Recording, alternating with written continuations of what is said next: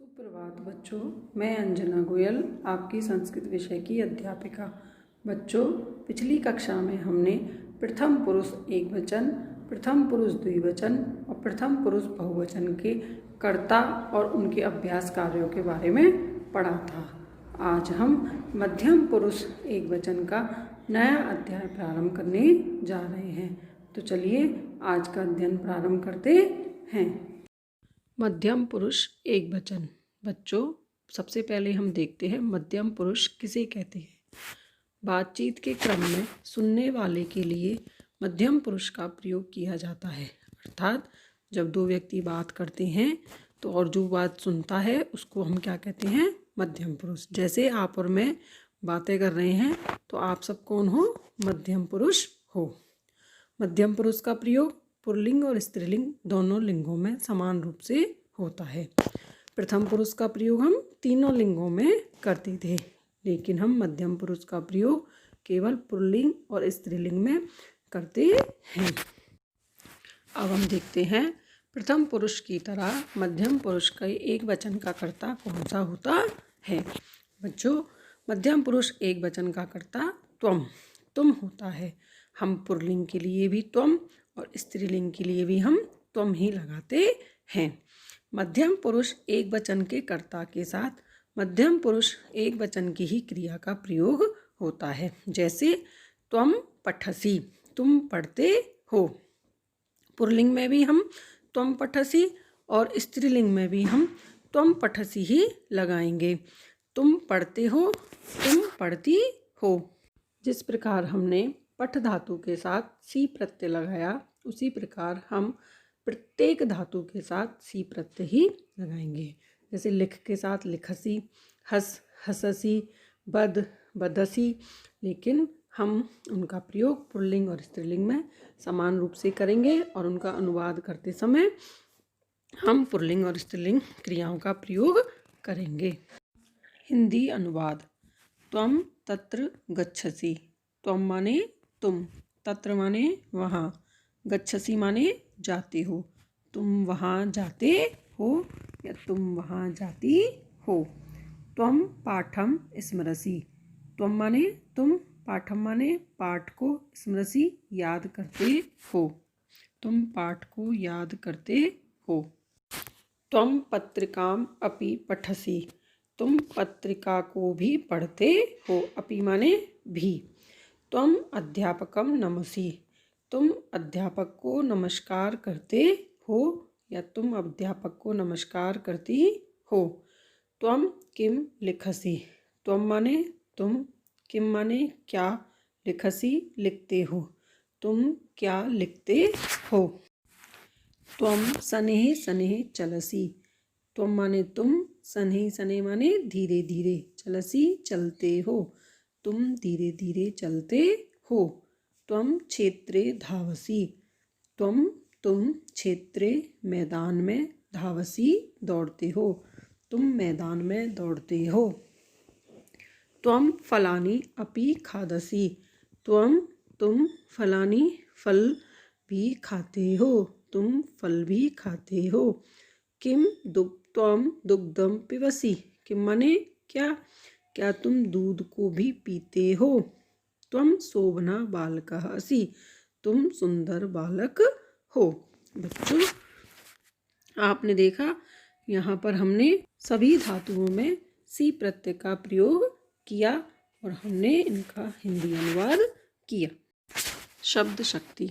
अब हम करते हैं शब्द शक्ति अर्थात शब्दार्थ। स्मरसि याद करते हो, नमसि नमस्कार करते हो, खादसि खाते हो, चलसि चलते हो, क्षेत्रे मैदान में, धावसि दौड़ते हो, पिबसि पीते हो, शोभनः अच्छा, असि हो, पत्रिकाम पत्रिका को। इस प्रकार हमने पाठ 10 की शब्द शक्तियों के बारे में जाना। अब हम करते हैं प्रथम पुरुष एक वचन का अभ्यास कार्य। तो चलिए देखते हैं आज का अभ्यास कार्य। तो सबसे पहले देखते हैं प्रश्न नंबर 1। शब्दों का अर्थों से मिलान कीजिए। यहाँ पर शब्द दिए हुए हैं और उनके अर्थ दिए हुए हैं। हम उन शब्दों का उचित अर्थ मिलाकर उसका उत्तर देंगे। तो पहले देखते हैं, शनैः शनैः, क्षेत्रे, तत्र, नमसि, त्वं, शोभनः। उनके अर्थ दिए हुए हैं, नमस्कार करते हो, अच्छा, तुम, मैदान में, धीरे धीरे, वहाँ। तो शनैः शनैः माने धीरे धीरे, क्षेत्रे मैदान में, तत्र वहाँ, नमसि नमस्कार करते हो, त्वं तुम, शोभनः अच्छा। इस प्रकार हम शब्दों का उचित अर्थों से मिलान करके उसका सही उत्तर उसके सामने लिखें। अब हम देखते हैं प्रश्न संख्या 2, उचित शब्दों से रिक्त स्थान भरिए। यहाँ पर शब्द दिए हुए हैं त्वं, सः, ते। हमें उनको उचित रूप से भरना है। हम इसमें क्या करेंगे, पहले धातुओं को देखेंगे कि वो कौन से वचन की हैं और कौन से पुरुष की। उसी के अनुसार हम त्वं, सः, ते का प्रयोग करेंगे। बच्चों, आप सबको पता है त्वं का प्रयोग मैंने आज ही आपको पढ़ाया है मध्यम पुरुष एक वचन के साथ। सह का प्रयोग हम किसके साथ करते हैं, प्रथम पुरुष एक वचन पुल्लिंग के साथ। और ते का प्रयोग हम बहुवचन के साथ भी करते हैं और द्विवचन के साथ भी करते हैं। तो चलिए देखते हैं, लिखसि। तो मैंने आज ही आपको बताया था कि लिख धातु में सी प्रत्यय लगाते हैं तब हम कौन से कर्ता का प्रयोग करते हैं, मध्यम पुरुष एक वचन के कर्ता का। तो हम क्या लगाएंगे, त्वं, त्वं लिखसि, तुम लिखते हो। खाए, खादसि। तो खादसि के साथ भी हम क्या लगाएंगे, त्वं। क्या लगाएंगे, त्वं, तुम खा। पठन्ति, पठन्ति कैसा है, प्रथम पुरुष बहुवचन का धातु रूप। तो प्रथम पुरुष बहुवचन में क्या होता है कर्ता, ते। ते पठन्ति, वे सब पढ़ते हैं। नमसि, नमस्कार करते हो। तो नमसि सी प्रत्यय लगा हुआ है तो हम इसके साथ क्या लगाएंगे, त्वं, त्वं नमसि। नृत्यति, नृत्यति शब्द कैसा है, प्रथम पुरुष एक वचन का। तो प्रथम पुरुष एक वचन का कर्ता कौन सा होता है, सह। सह नृत्यति, वह नाचता है। उसी प्रकार हसति, हसति भी प्रथम पुरुष एक वचन का कर्ता है, इसलिए हम क्या लगाएंगे, स हसति, वह हंसता है। इस प्रकार हम धातुओं को देखकर उन धातु रूपों के अनुसार ही त्वं, सः और ते का प्रयोग करेंगे। प्रश्न 3, मंजूषा की सहायता से रिक्त स्थान भरिए। यहाँ पर शब्द दिए हुए हैं, हमें उन शब्दों को रिक्त स्थान में भरना है। पठसि, धावतः, गच्छसि, त्वं, किं, पिबसि, ता, खादतः। बच्चों, यहाँ पर जो शब्द दिए हुए हैं हमें उनकी पहचान करनी है कि वो कौन से वचन के हैं और कौन से पुरुष के हैं और उनका अर्थ क्या है, तभी हम इसकी पूर्ति कर सकते हैं। तो पठसि माने पढ़ते हो, धावता माने जाते हैं, कितने, धावता द्विवचन का रूप है। गच्छसि, यह भी मध्यम पुरुष एक वचन का रूप है। त्वं, त्वं का मतलब तुम, यह मध्यम पुरुष एक वचन का कर्ता है। किम माने क्या। पिबसि, पिबसि भी मध्यम पुरुष एक वचन का ही धातु रूप है। ता, वे सब। खादतः, दो खाते हैं। तो हम इसमें इन शब्दों के अनुसार ही इनकी पूर्ति करेंगे। तो वदसि, वदसि मध्यम पुरुष एक वचन का धातु रूप, तो हम इसके साथ मध्यम पुरुष एक वचन का ही कर्ता लगाएंगे। तो क्या लगाएंगे, त्वं, त्वं वदसि। स खादति, अब इस यहाँ पर हमारा प्रश्नवाचक चिन्ह है तो सा के साथ हम किम, क्या खाते हो, वह क्या खाता है। अश्वौ तत्र, तो देखो यहाँ पर कितने हैं शब्द हैं, दो, धावता और खादतः।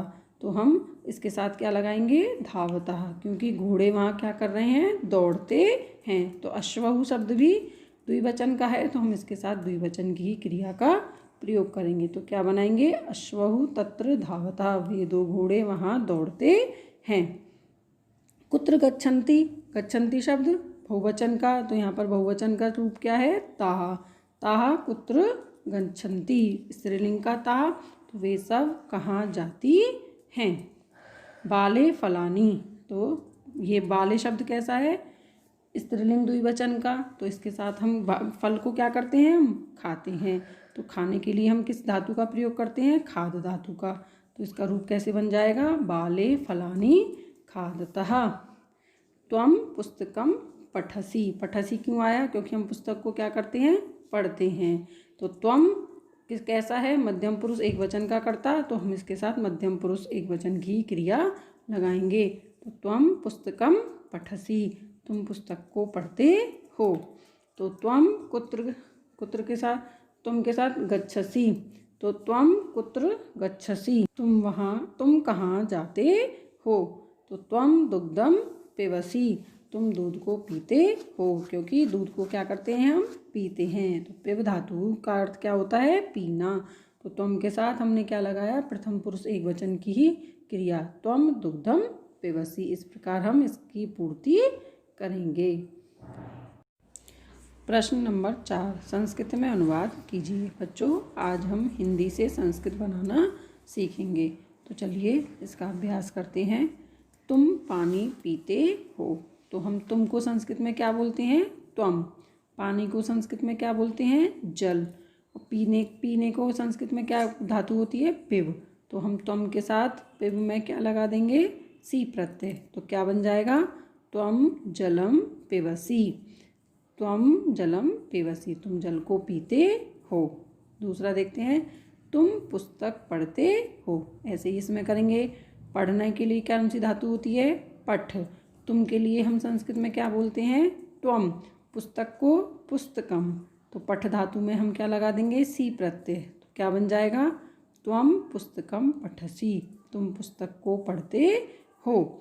इसी प्रकार तुम नमस्कार करते हो।